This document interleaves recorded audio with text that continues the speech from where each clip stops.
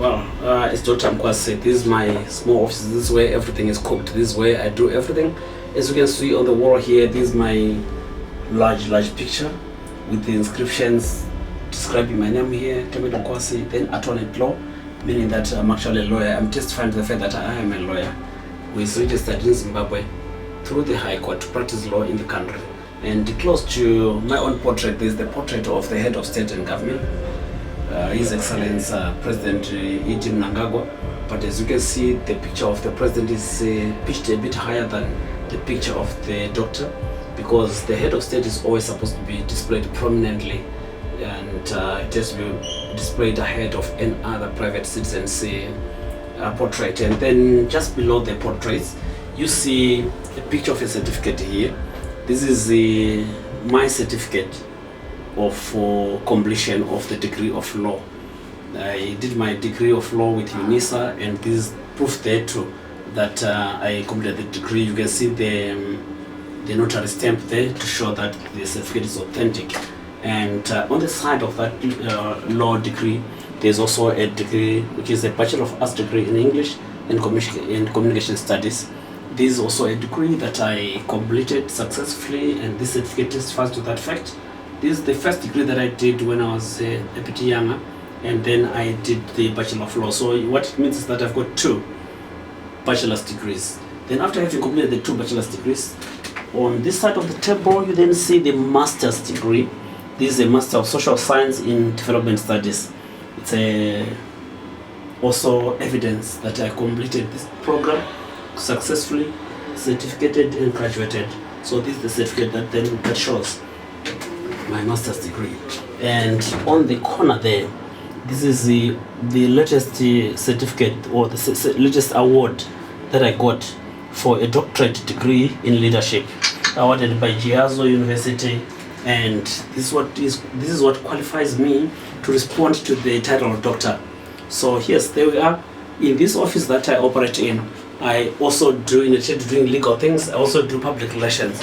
And as a public relations practitioner, I am a member of the Institute of Public Relations and Communication Zimbabwe.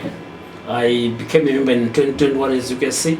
So that is the certificate which shows that I'm actually a member. I also run a small library in the office with the various textbooks, as you can see, but many of them being books of law and a bit of historical ones. You can see the history of Zimbabwe here. You can see Africa fact book. You can see a few other ones, but the rest of the books that you can see range between various types of laws all the way to the very last one, which is this one. This is my booklet, the one that I wrote. This was my research when I was doing my master's in development studies. So it is actually a source book now. For those that are studying undergrad, they can actually quote me on whatever my findings were, or whatever I wrote in this book, it can now be quoted. So this is me, and this is my source of wisdom, and these are the certificates that define Dr. Mukwasi.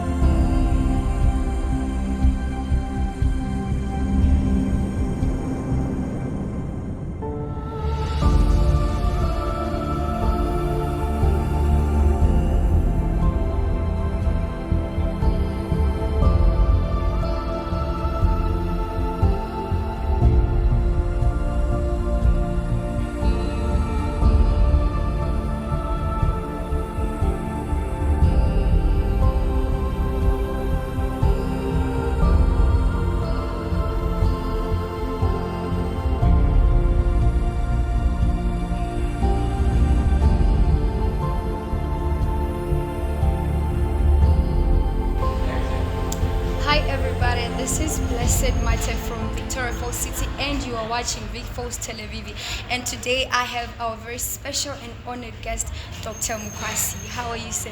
Thank you. I'm very well. And how are you? I'm good, sir. I'm so honored to be here standing with the doctor. So, before we really get into what people want to know and what they're looking at, can you just greet the viewers? Just say hi to them. Everybody, I'm happy to be here. It's plenty to be with Blessed here to have a little chat about life. Yes. So, I'm sure that people would want to know your background. So can you just tell us a little bit about you? Who is Dr. Clement Mukwasi? Where did he start from? Well, I'm sure we'll spend the whole day talking about myself, but let me try to be as brief and short as possible. Yes. So Dr. Mukwasi was born in the Midlands province in 1971, and I grew up there in the Midlands province. Having grown up in the Midlands province, fast forward adult life, one of my prominent first jobs included being a police officer. Okay. I became a police officer sometime in 1994, to be specific, on 31 October 1994. Okay. I was sworn into the police force, and I became a rookie. And I served for a while. After having served for a while, I then left the police force to join the courts. So you were once a cop? Yes, I was once a cop. Okay. I was once a cop, and I proudly served. I have no regrets about the time that I spent either in depot training or in service for my country. Yes. Everything was okay, and I enjoyed whatever I did. I was one of those cops that were fair, just, and very, very strict. Okay. In terms of the way I was policing. I was a young boy, of course, but I also worked under the leadership of several other persons who were older than me, who were giving me guidance, who had been in the force for longer than me, but our work was always cordial. I worked first in Bridge after having finished my training at Morse Depot in Harare. Yes. I was deployed to Matabele South and went to Bridge. That's where I served. It was a border town just like Victoria Falls. Hot as Victoria Falls. The population was always transitory. So we also had a lot of VIPs crossing there, including diplomats. So it was quite an interesting station, to say the least. I served there, and I served with honor until I left the police force. Yes. I didn't leave the police force because I was discharged. I left the police force because the government of the day then decided to deploy me elsewhere. Okay. And that deployment was into a civilian structure, and that then led me to surrendering my uniforms to the ordnance, the police ordnance, and I left the police force with a smile. You'd guess where I went to Where? after I left the police force. Please tell us. As a young man who was more interested in law, and who had displayed some level of commitment to studying the law, Yes. at the time I was deployed to the Ministry of Justice. And during those years, the Ministry of Justice had what was called the Attorney General's Office. And the Attorney General's Office included the Civil Division of the Attorney General and the Criminal Division of the Attorney General. I was deployed to the Criminal Division of the Attorney General as a public prosecutor. And my first station as a public prosecutor was Gwanda Courts, which was again in Mat South, but the headquarters of Mat South. So I went to Matabele South headquarters to then start my new practice as a civilian, as a public prosecutor. And Okay. I gave it all there in Gwanda. And while in Gwanda, I met my beautiful wife and I started a family. Okay. And as I sort of grew older and more experienced on the job, I then was promoted from the provincial courts to the regional courts. I transferred from Bulawayo to, I transferred from Gwanda to Bulawayo. And in Bulawayo, I started working at the regional courts as a public prosecutor again. Okay. My previous history is more on the side of the law than it is on the side of anything else. Okay. But I'll say that while I was at Trade Court Bulawayo, I then decided to take up and further my education. And I did not at the time decide to study law. Instead, I decided to take a first degree in English and Communication Studies. Okay. I enrolled and started studying. As I was about to finish the program, I then got a job offer in the tourism industry as a communications officer. So Okay. I quickly packed my bags and traveled over 400 kilometers to come down to Victoria Falls. At the time I came to Victoria Falls, Yes. it costed $2. Really? Yeah. And Okay. you would be interested knowing that I came into Matabeleland on 25 April 1995 at 10 o'clock in the night. Okay. That Okay, was- so just for the people who are going to be viewing, he's a very funny man. I know he's now a doctor, but you'll be laughing throughout the interview with me. Okay. Yeah. So I then boarded the bus, came down to Victoria Falls, picked up the new challenge, and the challenge was with Shewater. All right. And at Shewater, I was employed as a public relations officer at the time, and also I doubled up as a loss control officer. Okay. So I did both jobs and did them with my heart. I worked as if I was working for God. All right. But sooner than later, I then graduated with my first degree of English and Communication Studies. And then I looked around and said to myself, I can't just sit around again without reading something, because Yes. reading is actually part of my second nature. It is actually my second nature. Okay. So I decided to take up a new challenge, and in the new challenge, I decided to pursue a degree in law. And I registered with the University of South Africa and studied law. All right. And in 2018, I completed my law degree and graduated in Pretoria. After, during my study of the law degree, Yes. I actually read through 40 modules, meaning that I did about 36 different types of laws. Okay. The laws that you may imagine: naturalist laws, positivist laws, statutory laws, common laws, criminal law, civil law, public law, international law, constitutional law, fundamental human rights, and so many other. Was there not type a of lot laws. to take in? Well, your behavior is always trained. There's nobody who is born with a particular trait, behavioral trait. Behaviors are actually a manifest of who you interact with in society and the Alright. choices that you make. They are actually a sum total of the choices that you make in life. As much as the subjects seemed to be quite a lot, Yes. I didn't take all of them at the same go. I took them one by one. I took them 2, 3, 5 per semester. Okay. And I dedicated myself time to read. I was not reading under the supervision of anybody. I was my own supervisor. I was my own champion. I looked at my success trail. I looked at my failure trail. Yes. And I dedicated myself to reading, and because that's what I'd sworn to doing. And I did it well with an open heart.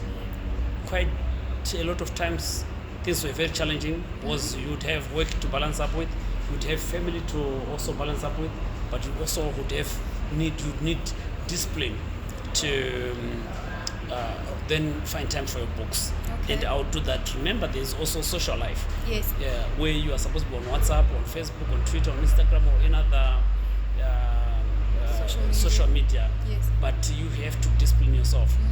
Respect your timetables, respect your goals. You have an objective, you have foresight on where you want to go. I talented to be a lawyer, and I finished the program and eventually registered as a lawyer in the High Court of Zimbabwe with the permission, rights, and privileges of every legal practitioner in Zimbabwe. So I am he who is a legal practitioner now, Okay. and still serving in Shewater. Serving in Shewater as a lawyer in commerce. All right. Because lawyers can actually serve in various portfolios. Some decide to become judges, others decide to become magistrates, others decide to become prosecutors, others may decide to become private lawyers, who we call defense lawyers, Yes. and then others may decide to go into commerce. I chose the last. I decided to go into commerce. I am in commerce. Okay. So as you looked at my library, you would see that I've got a handful books Yes. that speak to my calling as a private practitioner. So up to there, this is my academic history. But even after having finished the law degree and after having graduated, registered, and satisfied myself that I've achieved this, I Yes. said to myself, again, I can't just sit and relax. I looked Okay. back and said to myself, there are other people who are reading behind me. They'll end up getting to 2 first degrees just as I have. Yes. So what do I need? I need a master's degree. Okay. Yeah. So I enrolled for a Master of Social Science degree in Development Studies, majoring on climate change. All right. So I pursued that degree, did the courses that were put forward as part of the syllabus, successfully completed, graduated, and the certificate is now hanging in the office. Yes. It's not just about the hanging of the certificate in the office, but also about the knowledge that I did not only acquire, but that which I share with other people Yes. when we deal with my areas of speciality. To put my masters into use, I do environmental impact assessments Yes. for the command that I work for. And I also play an advisory role in the community. Whoever wants to do anything to do with the environment, Yes. I'm able to advise. But this is the academic history before we can go to the doctorate. Yes. And then, but while all these things were happening, while all the academics were happening, we also spoke about the jobs, the profession. Looks like it's a straight line. Yes. From a police officer to a public prosecutor to a public relations manager. I always call myself a person with the 8 P's. Because the police officer is a P, public relations officer is a P, Yes, okay. public prosecutor is a P, preacher is a P, I mean the press. There's so many P's that I've Ps. had. Yes. At least But now there's a D. yeah, at least now there's a D. You know, it looks like it's the D as in the finale, but it's never the finale. Yes. It's just the beginning of a long journey. Okay. I trust you when we talking about the doctorate. You see that this is actually the beginning of a long journey. So while all these things were happening, I decided to give myself to the nation, and said that as much as I've got such a crammed up timetable, I'm going to donate my services to the country Yes. for the betterment of the society and the generality of the people. Not doing this for money, but doing this as a matter of the heart, that which I feel about giving back to my country and giving service to my people or to the generality of the people. By the way, I'm actually a Christian. I go to church and I preach. I'm saved. Jesus Christ is my Savior. You preach at church? Yes, I do. Okay. Yeah, and Jesus Christ is my Savior. I'm baptized. So I know the difference between right and wrong. Yes. So, in my knowledge of the difference between right and wrong, I got appointed into a board. The board is called the Private Volunteer Organizations Board. And you call it the PVO board. The PVO board is a board in the country that registers all NGOs or non-governmental organizations in Zimbabwe. And in that board, I then got appointed to be the vice chair in the whole country, as the vice chairperson of the board. So part of our duties included registration of all NGOs in the country, monitoring the activities throughout the whole country, not only here in Matabeleland, but Yes. throughout the whole country, from Mashis, Mashwest, Manicaland, Mashimbo, you name it, Midlands and the Matabeleland province. We monitored the whole country. Yes. So I served on that board for 9 years as a vice chair of the body. So it gave me quite good experience, a good exposure. And it also made me in touch with the grassroots, with the prospering communities, with the vulnerable communities, with all classifications of people who need help in the country. Yes. So it gave me a very good perspective on how people are living in their various backgrounds and what they lack and how they may persist. It taught me quite a lot of big lessons, but I also taught others, found an opportunity to also teach others a lot of lessons for them to better themselves, and also to tell them that wherever there's a will, there's always a way. Yes. Because there's nothing impossible in life. For as long as you give yourself to it, you can achieve anything basically. So I've traversed the country, I've traversed all the provinces, Yes. preaching the gospel of self-belief and self-faith, that which I consider to be the panacea for success. Now, in addition to serving on that board, Yes. I also served on the Sports and Recreation Commission. Okay. By the way, I'm not generally a sports person. Yes. I've not found time to do sports, but I'm a karateka. All right. From the time I was in Morris Depot as a recruit police officer, I joined the karate club. And I started doing quite a lot of martial arts at the time. Okay. When I was deployed as a cop, I was also doing martial arts. All right. And up to quite recently, I was still practicing martial arts. But I then decided afterwards to step back a bit and watch my age, watch my other experiences, my other areas of interest. Yes. Now I'm no longer actively involved in martial arts. But this black gown that we are seeing here was preceded by a black belt that I used to tie around my waist with a white gown. So Okay. it was quite interesting. But then the relevance of me telling you about karate is that in 2016 I got appointed into the Sports and Recreation Commission. Yes. I became a commissioner. By the way, the rank of commissioner does not expire by virtue of somebody terminating their services as a board member. It's just like ambassador. All right. Somebody who has been an ambassador will remain being called an ambassador, and forever they shall be called ambassador. The same as those that become commissioners. The moment you are commissioned and become a commissioner, you cannot be uncommissioned. You remain a commissioner. Whether you're a serving commissioner or a non-serving commissioner, but you remain a commissioner. As such, before you call me doctor, I'm actually a commissioner. Okay. Okay. Commissioner. Well, So I served on the Sports and Recreation Commission yes. as a commissioner, as an ordinary commissioner on the board. I also chaired the Risk and Audit Committee on the commission, which is a committee of the commission. I sat there, we served the country, and we again served the whole nation. We weren't serving only a portion of the country, but we served the whole nation. Yes. So it gave me quite good experience of what sports are like in the country and what kind of sport codes are preferred in which areas of the country. It gave me a full map of things that people really desire in their lives, in as far as sports is concerned. The needs, requirements, and the lacks of people who are in sports. I understand that quite well, because as much as I was on that board as an authority, I also was learning quite a lot in the Sports and Recreation Commission. But that was not the end of it. Yes. I also got appointed into the Zimbabwe Newspapers Board, which we call the Zim Papers Board.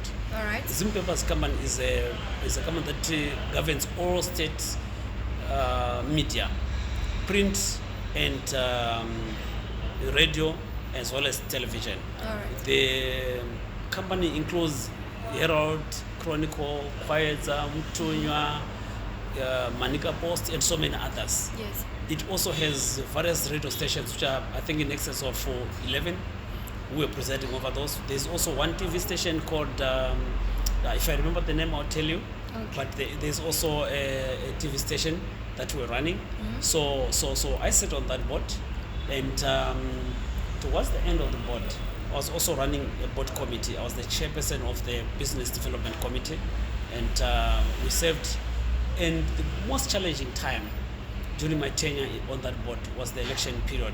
Remember, Zimbabwe does what we call harmonized elections, Okay. where the president, where the MPs and the councillors are voted for at the same time. And the emotions will be very high on both sides of the coin. Yeah. Those that are for and those that are against the incumbents. So the politicians will be doing what they know best, which is not our area of expertise as board members or as people in the media. So we ran the 2023 elections as board members. Okay. And the public media, by all means, during our tenure, was very, very balanced. It reported in a very balanced way from my own judgment, and we did not have any problems. And successfully, the elections were run, and they were concluded.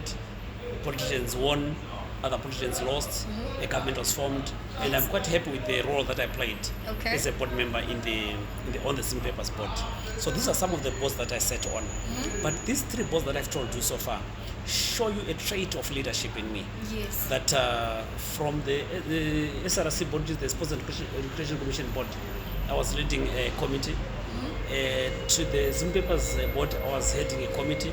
Yes. To the PVO board, I was actually the vice chair of the body. But then it doesn't end there. Yes. There are other also areas that I went into which had no direct government involvement in them. Okay.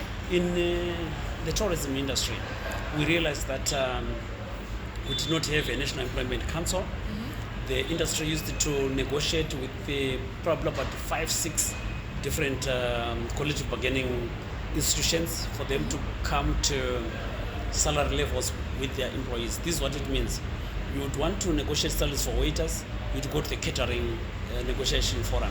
You'd want to negotiate for your security guards, you go to the securities negotiating forum. You'd want to negotiate for your drivers, you go to the transport, you'd want to negotiate for maybe your front office people, you want to go to the commercial sector. So there was actually a jamboree. It was a helter-skelter. Okay. It was not really balanced. It was full of confusion. So what we did is that myself and a few others decided that we should actually give birth to NEC Tourism, National Employment Council for the Tourism Sector, so that it becomes a one-stop shop. Okay. Everybody who is in the tourism industry must negotiate on one collective bargaining table. and come up with the standardized conditions of service, standardized salaries. So I became one of the founders of firstly what we call an employer organization, which is Employers Association for Tours and Safari Operators. We formed that association, and I became its second president. After Claudius Hove, who was the founding president, I became the second president. We formed the Employers Association and registered it with the Minister of Labour. I'm still a president of that Employers Association, but I'm almost emeritus, because I'm sure I'll be handing over the reins to another person quite soon. I've run my course, and I think that I've run it to my own satisfaction and to the satisfaction of those that I've led. But this is an association which is quite serious. It's a national association. It covers all tour operators in the country, except those that are in the catering division or in some other divisions. But all those that are in safari and all those that are in tours, they fall under one employers association, which is my employers association. So I led there from 2009 up to now. I don't know how many years those are, but if you've been accumulating, you can see that I'm going beyond 20 years. But I did not end with running the Employers Association. I also became a founding board member of the National Employment Council for Tourism, for the tourism industry. I sat on that board as a vice chair of the board, and I stayed for quite a long being a vice chair of the board. I then also became a chairperson of the executive committee of NEC Tourism. I sat for quite a while again as a chairman of the executive committee, and eventually my tenures elapsed. I'm no longer involved there, either as a board member in the NEC Tourism. Other younger people have taken over and they are running the institutions. We are there, of course, to give advice if and when it's wanted. Now, this is one area. These are also two areas that I led, which showed leadership. It is critical and important for me to tell you about these leadership positions that I've been describing to you, for the reason that when we now go to what we are calling a doctorate, you understand why the award of a doctorate then fell on me. At local level, I did not neglect my community. I also became a leader and an opinion leader for that matter. I actually go by the adage, the icon of Victoria Falls, because if you go into any public media, there's nobody in this country, whose name has ever been written more than mine, together with the name Victoria Falls. If you do your research, if you find anybody who has been written by Zimbabwean media, whether private or public, or by international media, in connection with the Victoria Falls, whose name appears more than mine, that person will be the icon. And I tell you, there's nobody else who is anywhere near the feat that I've achieved. But I didn't achieve that because of my own wisdom. It is because of the support that I've gotten from the industry and from the community in general. So, in my community here, I've led on a few things. In 2013, I remember we had the United Nations World Tourism Organization here, and it was held between Zimbabwe and Zambia. And towards the end of that, of those celebrations, there was supposed to be what we call a legacy project.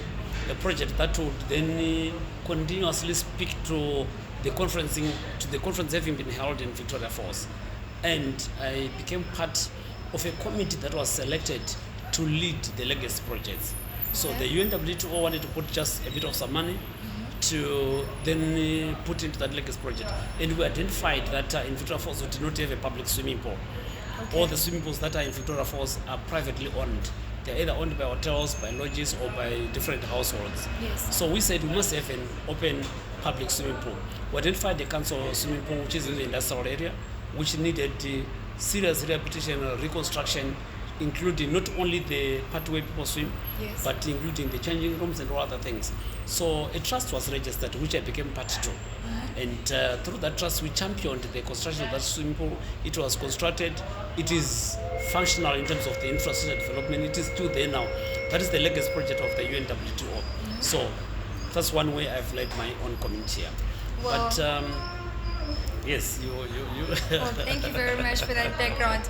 Trust me, Mr. Mukwasi is a man of many words. If you feel like you need some advice, he's the right person to go to.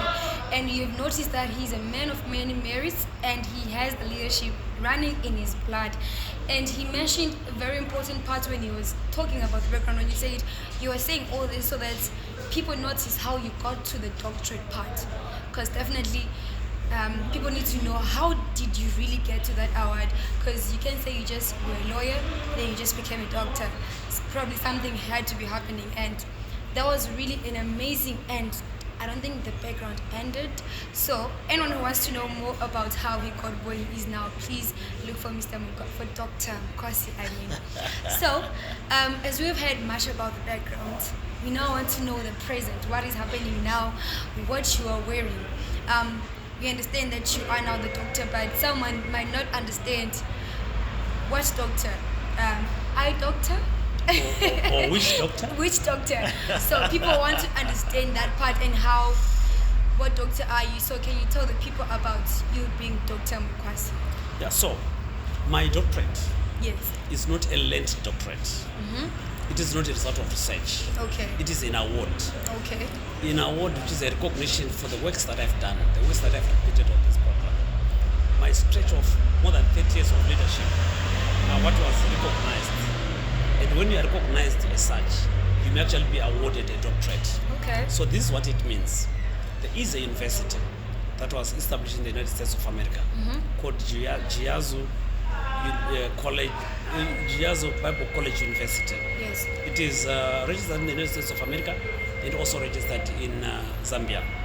This is a college that is also finding its feet in Zimbabwe. I'm sure that it will actually register itself in Zimbabwe. So what they do, what universities do is that they hunt for luminaries, people who they think they are best among equals. Okay. And when they identify you as a person who is best among equals, who has displayed a particular trait in a particular area, they identify you, interview you, get your CVs and get everything, and then say, should this person study? For me, the question that they were asking is, should this person study leadership?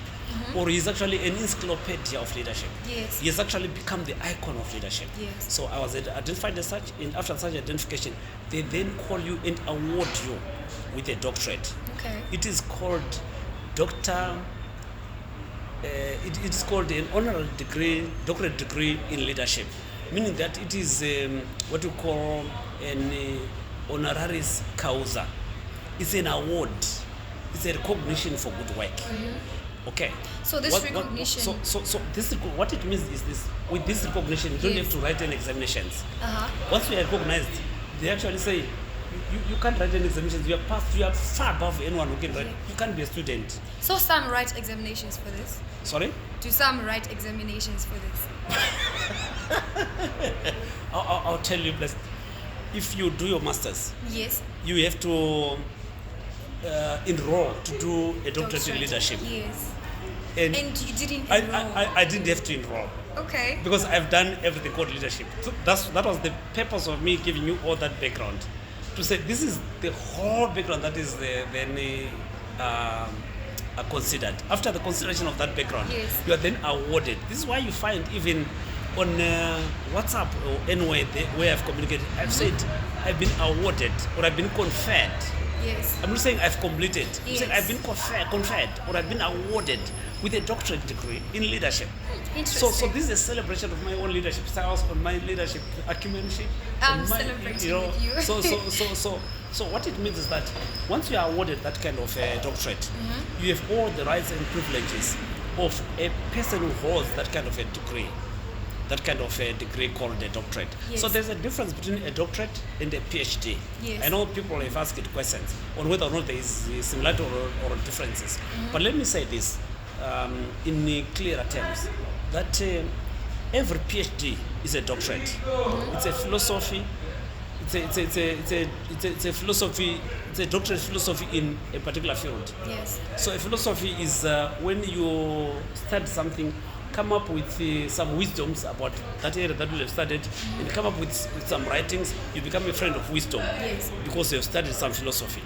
Then a doctorate is not always a PhD. Yes. Yes. Not all doctorates are PhDs. Yes. Mine is what others will call professional doctorate. Okay. It's not a PhD. Yes. It is only a doctorate. If I want a PhD, I can either get another award or I can enroll into a PhD. Yes. So this is where I am. So my title of doctor comes from me having been awarded the doctorate. This is why I'm seeing you are seeing me in this regalia. Yes. With these ranks here. So that's what a doctorate in the Dr. Mukwasi means. Okay. So I go by all the privileges, the rights, and obligations that doctors have. Yes. I'm not talking of medical doctors. No. I'm talking of academic doctors. Yes. So if we were talking to persons who have not yet finished their undergrad, I would say I'm right at the zenith of academic achievement. Okay. At the peak, where you get your academic title to say you are now a doctor in this and that. Yes. So mine is the award that came after realization of the leadership accomplishments that I've done in this short life. Yes. This is very interesting. All this while when I knew that I was coming to interview Dr. Mukwasi, I thought maybe you wrote an exam, you went to school for it, but having to find out that it all came from recognition is something that is really important and very amazing. And I myself, I celebrate you and you inspire me a lot. I think I also want to be a person where I want things to happen through recognition, not really having to go and study something and, you know. It's both ways is good, I tell you. Yes. If you, for people who are younger, Yes. it's okay to go on and study and pass their PhDs, it's fine. Yes. For those that have, if you have not achieved anything in life, you can never be recognized. Never.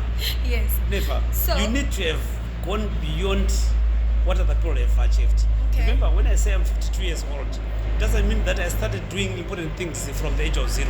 Okay. I have ages, several years, where I also was doing nothing because I was too young to be doing anything. So the period that I've spent and the experiences that I've repeated here speak to a blessed person. Yes. They speak to a person who is a cut above the rest. Yes. They speak to exceptional leadership. They speak to exceptional opportunity in the life of a person. I'll tell you the other people that we had there. Yes. We were 4 countries at my conferment of this degree. We had Zimbabwe, we had Zambia, we had Malawi, we also had Botswana. Yes. Who were recognized in their different areas. Some were recognized in the area of religion, for myself, leadership, Yes. and various other fields. So people have their different professions. But believe me, for examinations, I've written at master's level, Okay. and for recognition, I'm here. I am Dr. Mukwasi. Okay. I think it would also be important that you share some key lessons that you have learned through this journey to getting to a point where you having an award in Doctorate of Leadership. There's something that you might have learned that you think you might want to share with the people. So what lessons have you really went through that you Firstly, you must know that once you finish your masters, you are now unteachable. Okay. When you are going beyond masters, you are not going there to learn. All right. You are going there to create content so that others can learn from you. And then secondly, I've learned that failure is actually a practice for success. Okay. Failure is not a detraction. Yes. Failure should not cause you to go back. Failure should not cause you to surrender. Yes. It is actually a practice of success. You have to practice until you succeed. I've also learned that many students who repeat modules, when it comes to the lifestyle skills that are learned from school, are better than those that come up with distinctions every other semester. Yes. Those that come up with, I'm not taking anything away from those that come up with distinctions. Yes. But my experience is that most people read a week before examinations. They claim they pass and it's done. Yes. Those that fail, you have to read twice, one module. And in many cases, they're actually more practical than those that just pass at one go. It's very encouraging to pass at one go. Yes. But education to me is not displayed by the number of certificates that one has. Like I have a plethora of certificates that we may have seen elsewhere. Yes. But that's not what education is to me. Education is that which remains in you after school. Your spirit of Ubuntu, your own ability to relate to other people, your own ability to be a peacetime hero. Like when I've got this doctorate, I'm actually a peacetime hero. I wasn't heroized because of war, but in peacetime, I've been identified as a hero in leadership and got the award. So you have to be a peacetime hero. You don't have to wait for a crisis for you to be a hero. Yes. In peacetime, where there's no problem, be a cut above the rest and have the recognition of your own society. I also realized and learned that the worst enemy of a person is their own heart. Okay. Not anyone lives outside their body. Yes. Your own heart is your worst enemy. Okay. Success, failure comes from within you. The moment you see obstacles, you've taken your eyes away from your goals, and don't focus on obstacles. Yes. Focus on your goals.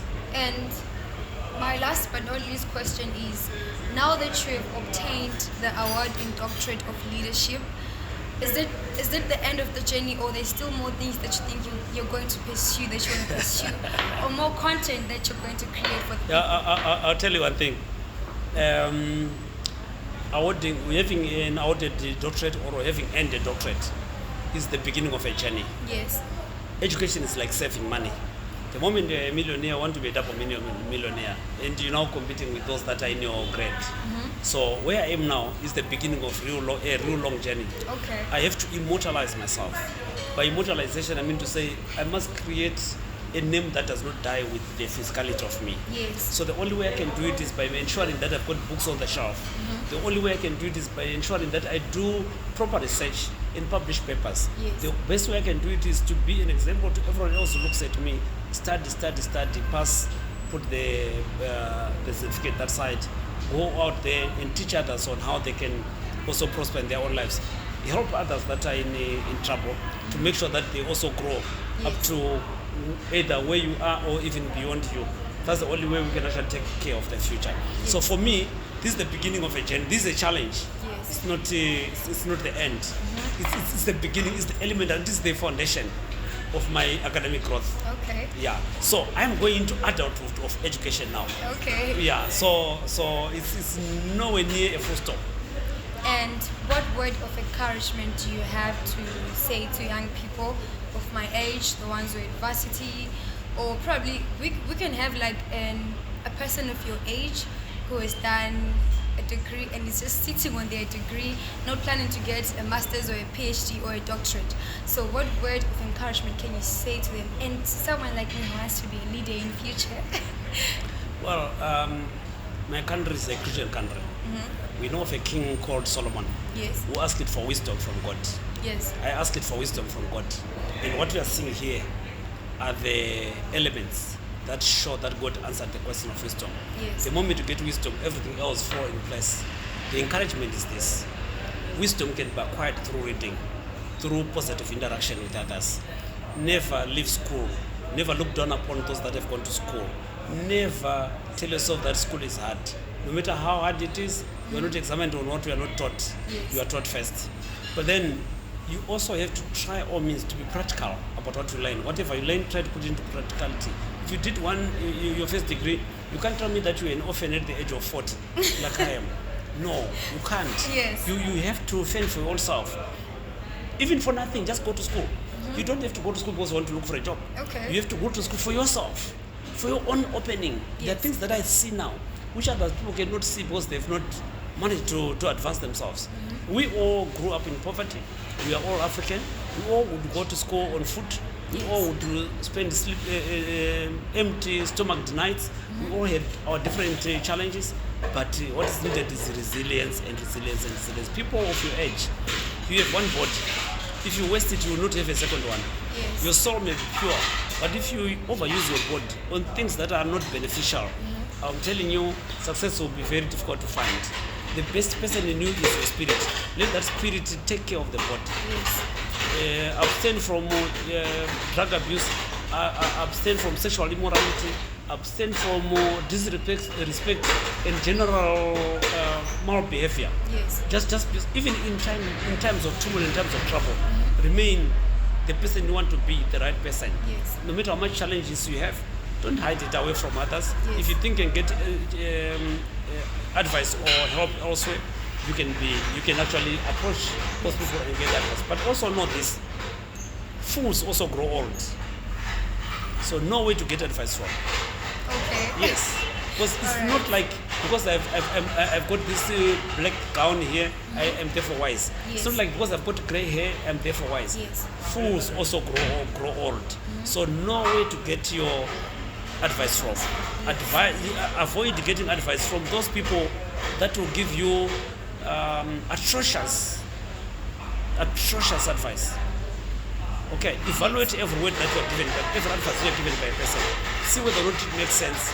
But of course, generally, those that saw the way first are cleverer than those who have not seen the way.